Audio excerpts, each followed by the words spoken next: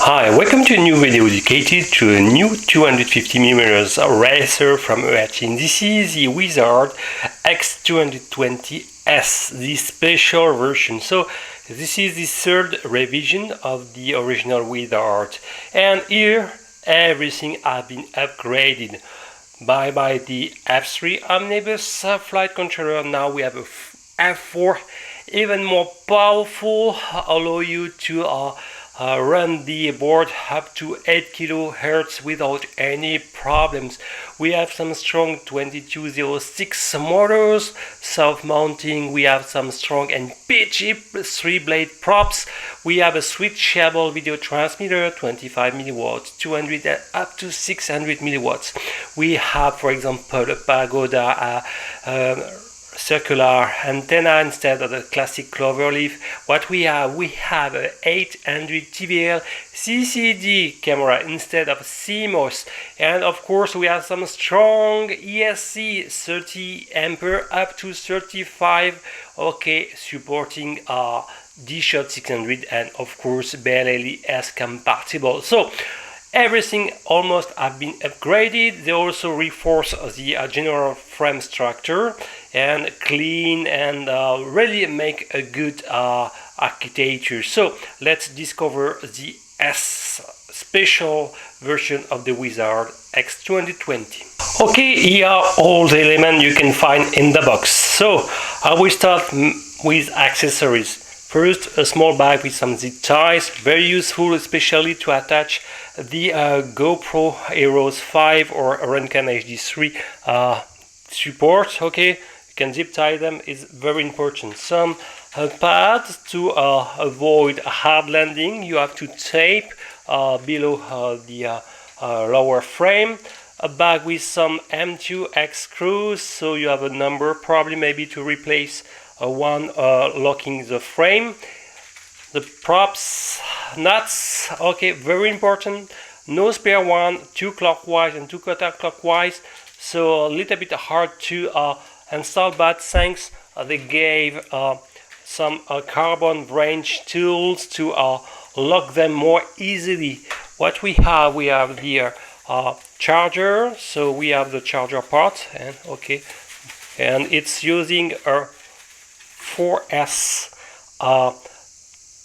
balancer plug, and associated with we have the DC unit, okay, ending with, I don't know, I can remember well, that's to 19 volts, okay, classic, and for the European socket adapter. What we can find, this is the LiPo, and it's not a 3S, it's a 4S battery, and this is a 1500 mAh up to 75 discharge rate. So 4S balance and plug. And the good news, the IC and motor are so strong that this machine can be flew in 5S. It's just amazing. So by default here in 4S, I will give some indication, for example, about the weight of this battery.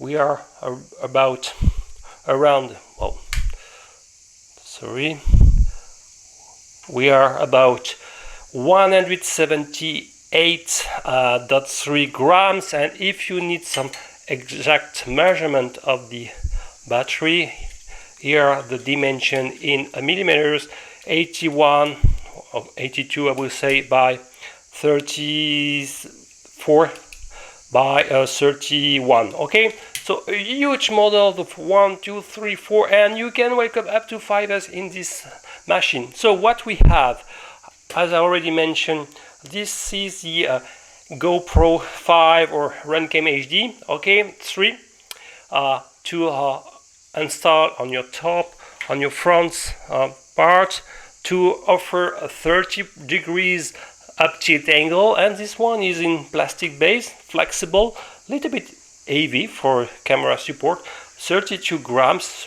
well, can be better.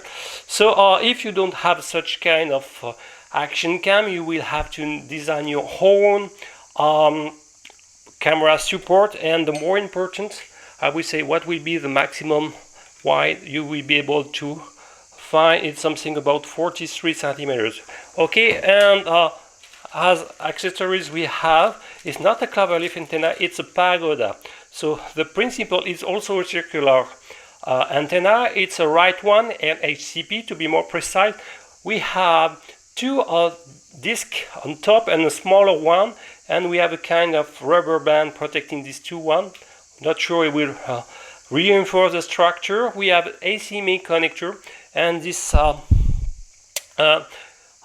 antenna weighs 9.7, almost 10 grams. So the property of this Pagoda, new style of circular antenna, is to reject the dual polarization. So if we have a right one, in theory will reject all the left one created by the emission antenna or by the different reflection in the ground, etc. So you have always an element of dual polarization, okay, and this type of antenna is able to reject them. So we'll see in practice, and here is the machine. So as you can see, now we have some lateral carbon style, and everything sounds super solid. You can see that all the motor wires are very well jailed into this structure, tube structure. That's great. So everything look clean and order. We have some 22. There were 6 spinning at 2300 kV. Wow, such beastie motors. So I don't know exactly the thrust of each of them. Okay, but the length thread is 5 millimeters. Okay, and look that the motors are soft mounted. That's great. So it will, in theory, eliminate most of drift in angle and horizon mode. As you may know, the more stronger motor, your more high voltage LiPo, the more powerful you increase the risk of drift, okay, in stabilized flight mode, angle and horizon. So the presence of soft mounting will at least amortize, eliminate some vibration. So that's great, and the arm looks super solid, and there are 4 millimeters. Wow! And we have a next design, and it seems that they are individual. So if you break an arm, you can replace them individually. You will have just to disassemble this extractor holding them, and you will be able to change just the broken arm. On the bottom side, we have an LEDs, and be aware we have these 2 pads. So maybe add some liquid electrical tape like this on the 2 pad to be waterproof for this part at least. So on the bottom side, let's focus. I got the RTF version, and we can find the FlySky compatible receiver. Here it's an Eachine X version, but I know that now it will be shipped with directly FlySky. They are exactly the same, don't worry about. So they are the ER6X or S, I can remember well, but it's tiny, only 2.4 GHz antenna. As you can see, it's zip tied and jailed into a Eachine tube, and you have this bind button. Okay, so very important remark, when I received mine, the binding was not done. Okay, so I had to perform it, and I will show how to do it because it's a little bit tricky, at least with the Eachine X transmitter receiver combo. I don't know for the future FlySky, maybe it will be a little bit more easy. Don't panic, it's super simple in any case. So I will continue. Very strong arms, but the lower mainframe is thinner and is only 2 millimeters, not so bad. The upper one is even thinner, something about maybe 1 millimeters only. Okay, sounds 1 millimeter only. 1, 2, 3, 4, 5, 6 M2 screws, maybe M2.5 screws to remove the top plate. It will be very important at least to tune your video transmitter. Front, we have this 800 TBL CCD camera. That's great, and this offer a field of view 100 degrees. The thread is an M12 model, as you can see.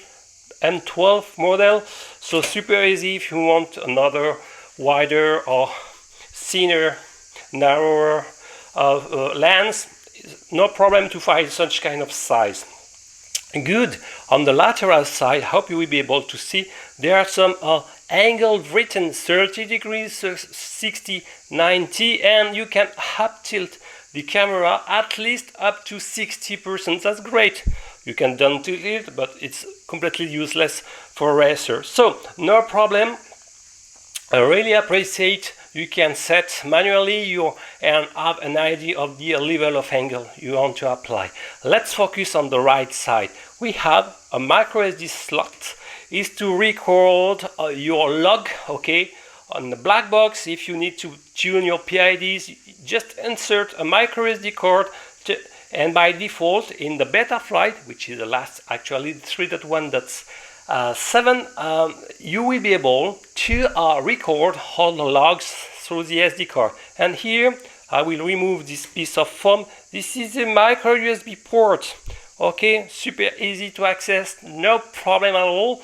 So as I said, we have an Optimus F4 with a built-in USB. So perfect. So we have all the information displayed as well on the screen. For the FlySky solution, we don't have any radio telemetry information feedback, but at least with OSD, it's not so bad. Look on the rear side, we have a buzzer, is not jailed into the structure, so the sound won't be blocked, and we have two columns of 5 LEDs providing a super amount of light. So I will install the antenna. Never connect the machine without the antenna connected, at least a 50 ohm load. And when I will connect, look the amount of light, super bright, and it will indicate the turning as well as the throttle. And we have the green color for front and red on rear. That's great. So a very nice for racing and for night flying. Okay, so let's give an information about the weight. So I would say with the antenna, not yet with the battery and the props. This already weighs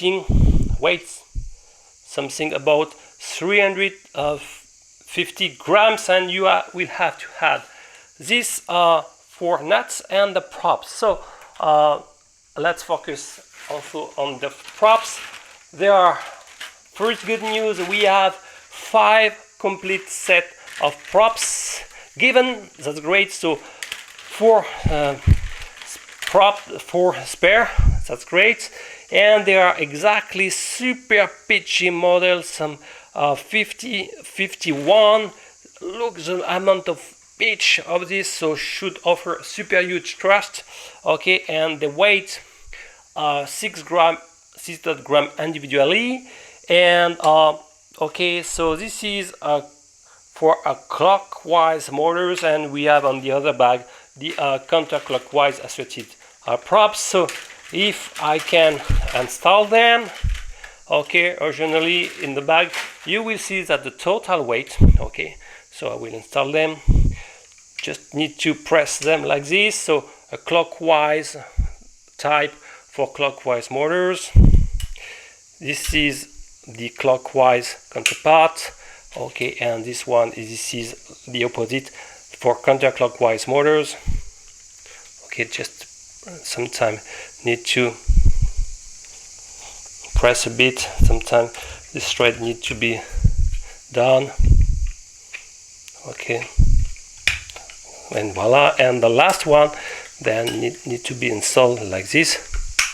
Okay, and then you will have to add the 4 nuts. Okay, so we are reaching 374 grams, and with the 4 nuts, so we have the silver one, if I'm not wrong, are for counterclockwise motors. Okay, and I will install it. So I will give you the total weight with and without the battery, and the black are for clockwise. You have to fasten them in the inverted way, and the last. Okay, and then use the wrench to completely fasten them. Okay, so immediately here is the weight. So with the nuts installed, we are 380, close to 83 grams, and with the battery installed we are close to 500, okay, 500, yes, something 60 grams. Okay, we try to lock the antenna like this to be sure that it will be taken into account. Okay, so 563.4 grams, and if we had the camera support we are even more. Okay, so close to 600 grams, and you will have to add the 70 grams of your GoPro 5 or Runcam HD3, so we are be close to 600 grams in total weight. So definitively, if you plan to use such kind of action cam, please power this machine in 5S. Yes, it's supporting, so it will fly in forest, don't panic, but even more sporty attitude will be in 5S. It's just incredible. So on top we have two Velcro bands to lock your battery, and look that here we can find a part of the video transmitter module. Okay, and as I say, this one is a switchable model. By default you are in 25 milliwatts, and you can set to 200 and 600. It's a 72 channel model. It's amazing. So close to, or well, I would say 12 bands are supported. It's just incredible. So be sure you will be able to find your favorite one. A drawback with this system, look that we have installed here, it's a battery piece of foam to avoid the battery to slip. It will secure even better the installation. That's great. But below this battery strap we have the button to select the video frequency, the video band, as well the output power, and it's not visible directly, so it means that we will have to remove this 1, 2, 3, 4, 5, 6 2.5 X screws. That's really a shame. Okay, and it's an obligation to remove them, except if you remove the battery strap, but it will be tricky to reinstall it. In any case, you will have to remove this top carbon plates. Okay, so I remove, thanks to a wrench screwdriver, the 6 M2.5 X screws, so no wrench tool are given, so be aware. And when you remove the top canopy, please do it gently to not break this coaxial cable or glue on the video transmitter. So we have here the camera. As you can see, it's a module, you can remove it, no problem. It's a pay only camera, no other possibility to tune it in NTSC. And we have the main video transmitter platform here. On the bottom side we have the receiver, here the iRange X version, but for the FlySky it's exactly the same, it's just a different brand. So we have a unique button here with a LED display.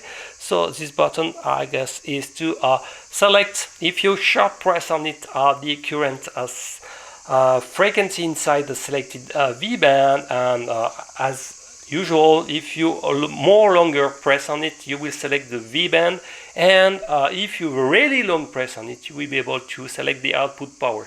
So be sure to have an antenna, okay, plugged, and be sure to have the props removed, okay, for safety. So I will be able to turn on the LiPo through the XT60 connector, okay, and as you can see, we can have this LED display. So currently in band A, frequency 1, and you can see only one horizontal bar. It means by default I am in the first output power, which is the 25 milliwatts. So I will turn on my FPV monitor. So I am in band,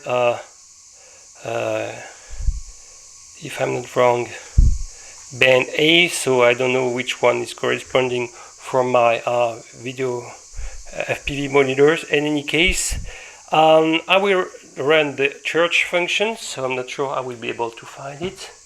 I hope to, anyway.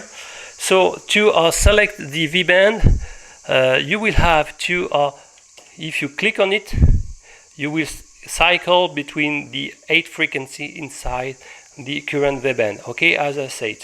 If you long press on it, at least more than 2 seconds, okay, I've got the information here, okay, as you can see, band A, 1, first output, so I will long press on it. And now I will cycle between the different bands, etc. As I said, there's a lot, 12, and I will select the band A, the Boscam band, okay. Now I'm set, so I will be able to select on this one of my FPV monitors the band, okay, and correspondingly, so as you can see the video display. So now how to select the output power? You will have to long press this same button, okay, and then after you have the output power, and now 2 bar is 200 milliwatts, 3 bar is output power, and 1 bar return to 25. So I will set to 200 milliwatts. Okay, so it's the way to tune. To be aware, the video transmitter will warm a lot, so don't stay without movement like this a long time. So now what I want to show you is the default way to bind this machine, because out of the box mine was not bound, and etc. Okay, the binding procedure, because for mine out of the box it was not bound, so no response, no answers in Betaflight, so our church where it was coming, and I found it was not bound. So first things, be sure on your radio you have the correct selected radio protocol, but should be out of the box. So turn on your radio, long press OK to enter into the system, then short press on it, go with the down button to RX setup, and go to the RF standard, press OK, and click on HUT to select yes, and then be sure that the AFTS2A is selected. Okay, so long press cancel to set this option, and you can exit. So now it's done, you can turn off your transmitter. Then look that we have on the bottom side, we have this small receiver. Okay, maybe I will be able to focus a little bit more. Yes, I hope you will be able to see like this. And we have a tiny button. Okay, so use a small screwdriver to be able to click on it. You should be able to hear a click. Okay, and here we should guess a small light, a red light. Okay, so we have to keep this bind button while powering. So I will focus a little bit. So be ready to connect your XT30 connector. Just pre-insert the connector, but not completely. Use a screwdriver, okay, and click on it. Insert completely, and if everything is okay, you can release the button, okay, and you should guess, maybe I hope you will be able to see on the right, a fast flashing light here. Exactly, you can guess it through the structure. I hope you will be able to see. Yes, so it's flashing fast. So now it's ready to press down. So now take your radio, press and hold this black button, turn on. You will enter into the bind mode, and it's written RX binding, and that's all, nothing else. It seems to be freezed, and look that this light is flashing slowly now. Okay, don't panic, it's normal. Now the trick is to turn off everything, so the radio and the LiPo. Let's replug everything, okay, and turn on the radio. We can hear this beep, and look that now we have a solid red line is bound. So the trick was to turn off everything. Usually with a real FlySky solution, we have the RX binding stage disappearing after a couple of seconds on your Taranis, and we have often a link here appearing of the LSD. So I don't know, maybe with a FlySky solution will be replaced in the next 500 machine, it will work efficiently. Okay, so let's check also the default configuration of the receiver. So let's turn on it and long press OK to enter into the system. And let's check that. Press again one more time OK and go to the RX setup. So by default it's set to X220S to A protocol, as we saw, and it's very important. We have to go to the aux switch, and we check that by default the switch, all the two-way here, the three-way here, and the two-way here are turned off. So why? So we have to turn on them. Okay. So how to proceed? Okay, like this. Turn on. Okay. Oops. Turn on. And here we can up to 10 channel. Long press cancel to validate and check that. Now we have 10 channels. That's great. So press cancel, and now we can go to the setup. Let's check the, for example, the endpoints. We are bound into -100 to up to 100 for each channel. Okay, and the display we have this like this, and as you can see, the channel elevator and aileron are not perfectly centered. It's linked with the Betaflight settings. You will see that in Betaflight it will perfect centered on 1500. So let's go down and look that we have the different channel here. Seems to not work, so we'll see if they can be assigned, but at least we'll see that. So the aux channel, so we have the channel 5 actually to this port like this, and the channel 6 to this one. It's not super good to select, for example, the flight mode. So how to change? But just press up. Okay, and now we'll be able to select the flight mode, and we will use this switch C like this. Okay. And now we will select the switch, for example, for arming or whatever you want for a bother to this, for example, switch B like this. So we press, sorry, okay, and I will press switch B. I will long press cancel, okay, to validate. Let's check that. Switch C, switch B. That's great, and that's good. So, and if you want, we can also apply some different aux to something else. Okay. So what I want to show you also is the dual rate. Okay, so how to assign, for example, the dual rate. And as you can see, no actual switch is associated with the dual rate. So you have to turn on it first. How to proceed? Go down, go to the assign switches, and for the flight mode, you will select your by the up button or down button the switch you want to be assigned. So here I will select the switch A, okay, and I will long press cancel to validate. You can hear this treble sound. Now I will return by the up button to the dual rate. As you can see now, I can have a normal or sport mode, so it's for me a dual rate, and I will apply for normal rates, for the beginner rate, I will say 70%. So for channel 1 and 2 only. So I will press here the OK button to go to the rate and go down to 70%. Go further. Okay, and then select the channel 2. Okay, and press OK and go down to 70%. And long press cancel to validate. Okay, and let's check that. I will press cancel. As you can see, I've got the dual rate. So the beginner rate, expert mode, with this switch.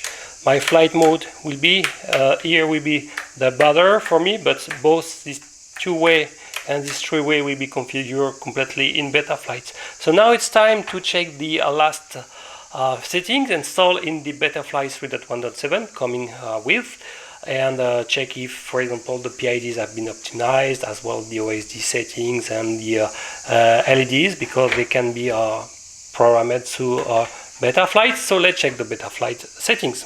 Okay, so let's check the default Betaflight settings. So I will connect and immediately check the current version install, and we have the 3.1.7, so the last one, and it's confirmed we have an omnibus, but the F4 version with a built-in OSD. That's great. So I strongly advise to dump all the settings into a text file. Okay, so just copy and paste into an empty text file all the information here. Okay, copy and then throw it into a text file, dump it, and if you did a mistake, just paste into this CLI and don't forget to type save at the last to reboot and take in the factory settings. So let's check the setup.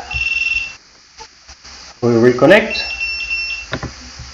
Okay, and actually the VBAT is not monitored, but I think it's a mistake in terms of configuration. So let's check the ports. We have USB VCP, UART1 and UART3, and we got UART6. Remember that the F4 board got more UART available, and this one is turned on for the serial. It's normal because we have a FlySky connecting either an S-bus or I-bus. Okay, so let's check immediately the configuration. Good news, we have D-Shot 600 turned on by default, motor stop, no specific board alignment. Okay, and it's confirmed by default we have a serial protocol, and more specifically we have an S-bus, and look that the battery voltage is not monitored, so we can turn on. Okay, and probably adjust some little settings, so maybe decrease to 3.4 here. Okay, that's all. So I will continue the different settings.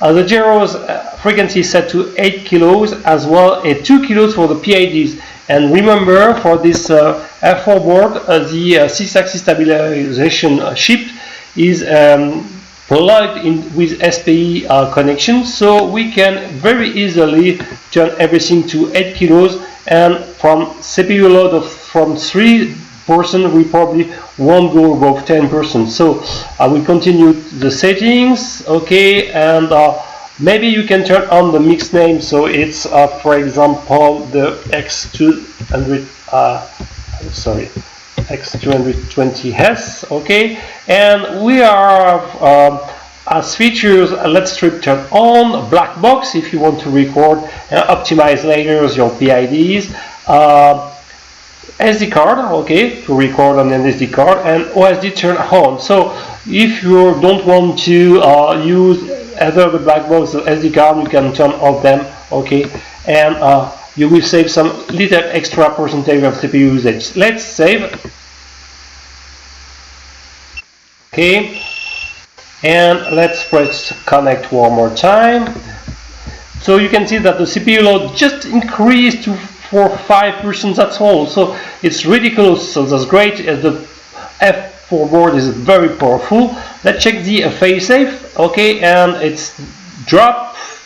Okay, no problem at all. So let's go now to the PIDs, and what we have maybe some little modification of the PIDs for the P values at least, but for the I and G I don't think any specific settings. So I will apply more my settings, so increase a little bit the values, so maybe close to 850, something like this, degrees per second. Okay, let's say like this.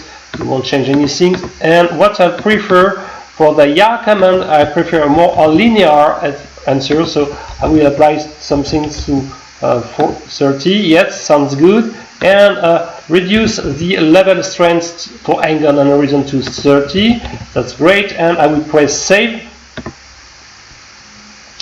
That's good. And now let's check the receiver. Okay, and the good news, the receiver is also directly powered by the USB port. So what I will do, I will turn on the transmitter, okay, and since it's bound, it should come. Look that I've got the solid blue red light, so it should work. But as you can see, nothing is moving. So after some research, I found that there is a bug either in the F4 board, or I would say more in the Iron X receiver, and it seems that the S-bus protocol is buggy.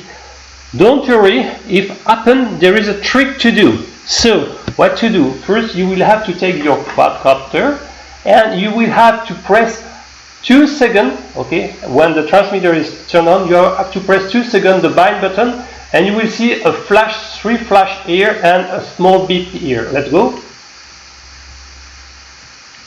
Okay, 3 flash, and now I turn to iBus. So now what I can do is to go to the configuration and now select the iBus here. I will press save and reboot. Okay, and let's check that. Press connect and go immediately to the receiver. And good news now, look that the everything is working. So what we have to do is to adjust on the transmitter. Long press on OK. You will have to center everything. So you will have to go to the substream, okay, and center everything, okay, to have something around 1500. Okay, that's great. I will go to the second channel.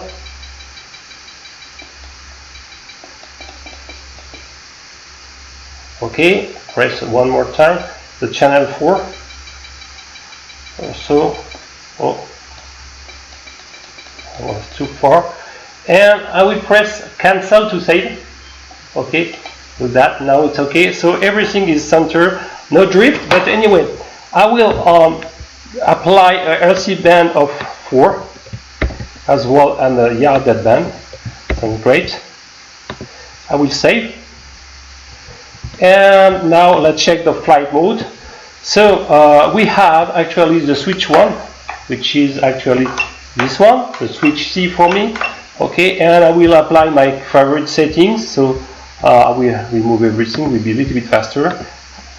Go add angle, I will have horizon, okay, and add the air mode with anti-gravity for more accurate for the last values, okay, for aux1, and I will have a beeper for the aux2, and for the 1B switch B will be in the low value. Okay, as you can see, it's working, and here I've got my flight mode working, so it's great. So let's check now the no, with D-Shot 600 no need to calibrate ESC, and let's check the OSD. And as you can see, we have the default, so we have to select the pale, because which is the default settings of the camera. I will select the metrics, and I will select 1500, which is the maximum capacity, about, let's say, 5 minutes of flight time, okay. And I will remove the artificial and horizon sidebar. I will with the Fly Sky solution, we don't have the RSSI, so I won't display it.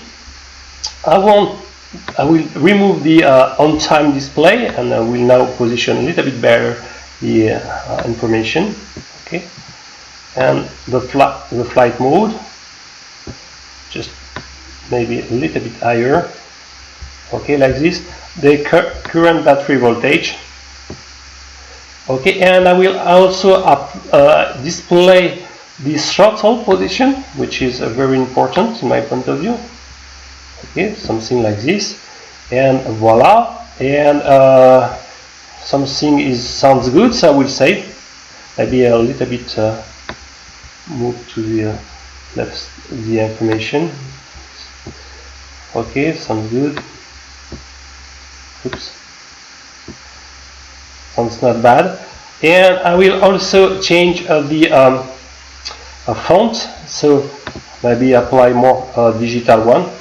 Okay, upload found. It's uploading to the board. Okay.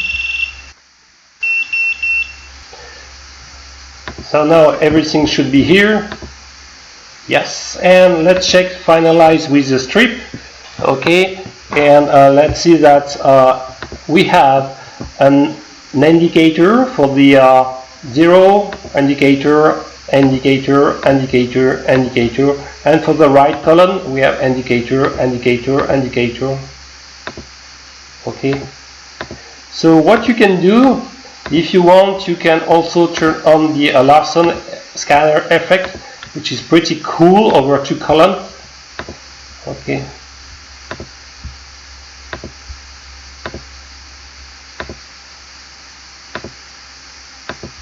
Okay.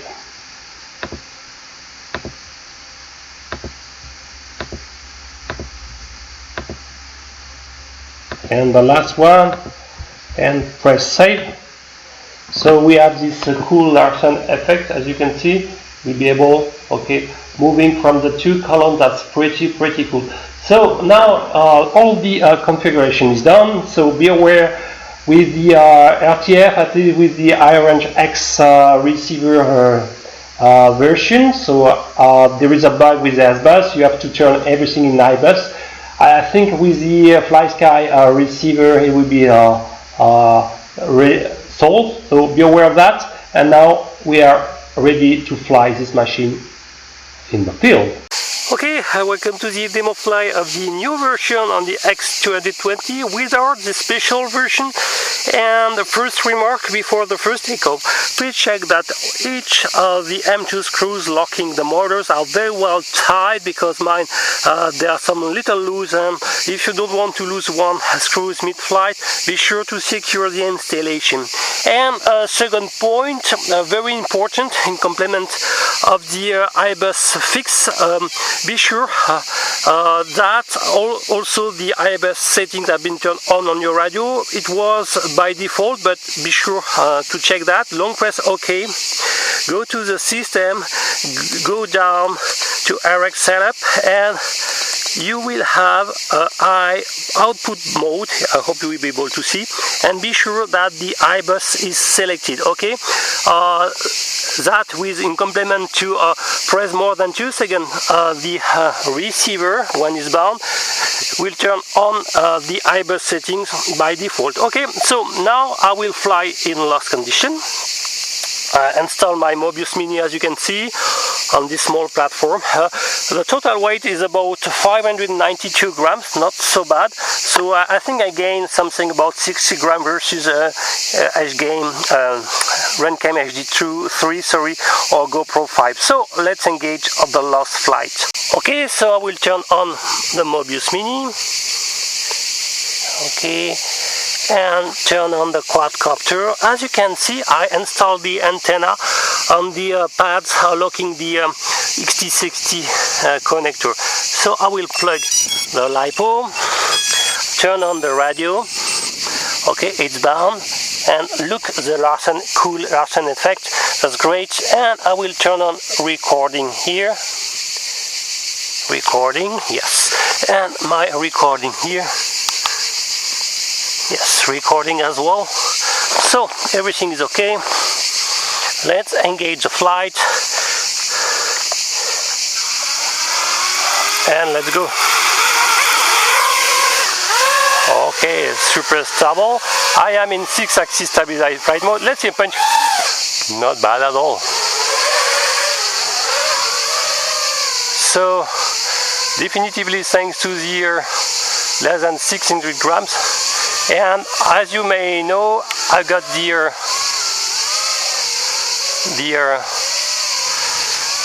I'm now in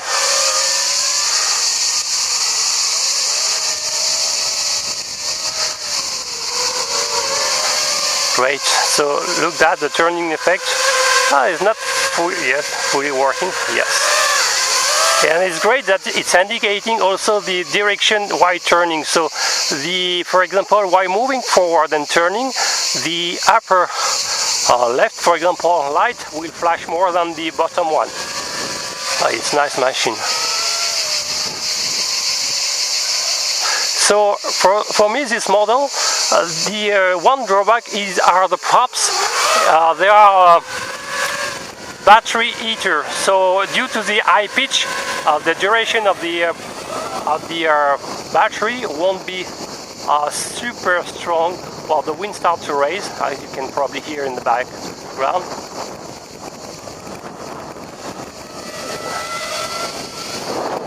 But it's flying superbly.